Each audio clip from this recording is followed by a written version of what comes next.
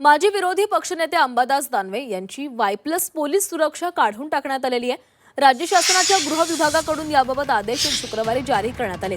त्या आदेशानुसार छत्रपती संभाजीनगर पोलीस आयुक्तालयाने पुढील कार्यवाही सुरू केली आहे। दानवेंचा विधान परिषद सदस्यत्वाचा कालावधी 4 महिन्यांपूर्वीच संपलेला आहे। दानवे यांच्याकडे आता विरोधी पक्षनेते पद राहिलं नाहीये। असं असताना त्यांच्याकडे सरकारी वाहन आणि पोलीस कर्मचारी सुरक्षा कायम होती। मात्र शुक्रवारी अचानक त्यांच्या सुरक्षेसाठी तैनात पोलिसांना तत्काळ परत बोलवण्यात आलं। गृह विभागाच्या आढाव्यानंतर आणि सुरक्षा पुनरावलोकन समितीच्या शिफारसीनुसार हा निर्णय घेण्यात आल्याचं सूत्रांनी सांगितलंय। सुरक्षा देणं किंवा काढणं हे सरकार ही भूमिका वठवत नाहीये। संजय राऊतला मुळामध्ये ही प्रोसेस माहीत नाहीये।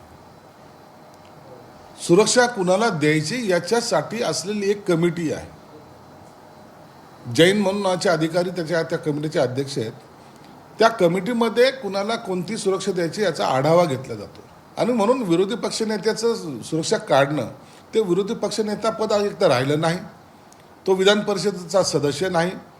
मग अशा वेळेला त्यांना सुरक्षा द्यायची की नाही द्यायचं याचा निर्णय कमिटी घेते आणि तो कमिटीने जवळपास हे सर्व पदं गेल्यानंतर 4 महिन्याच्या कालावधीनंतर घेतलेला निर्णय, म्हणजे कोणत्या घाई गडबडीत हा निर्णय घेतलेला नाही। म्हणून संजय राऊत सारख्याला सुद्धा कोणी चापट मारत नाही, परंतु तरी त्यांना सुरक्षा देण्यात आलेली। आपल्या महाराष्ट्रामध्ये ज्या महत्वाच्या व्यक्ती आहेत त्यांना सुरक्षितता, सरकारी सुरक्षितता देण्याकरिता एक गुप्तचर विभाग आहे, तो अहवाल त्या ठिकाणी प्राप्त करून घेत असतो। मग एक समिती पुढे हा अहवाल ठेवल्यानंतर ती समिती त्या ठिकाणी सुनिश्चित करते की कुठल्या व्यक्तीला कुठल्या दर्जाची सुरक्षितता त्या ठिकाणी द्यायची, संबंधित समितीने घेतलेला तो निर्णय असावा।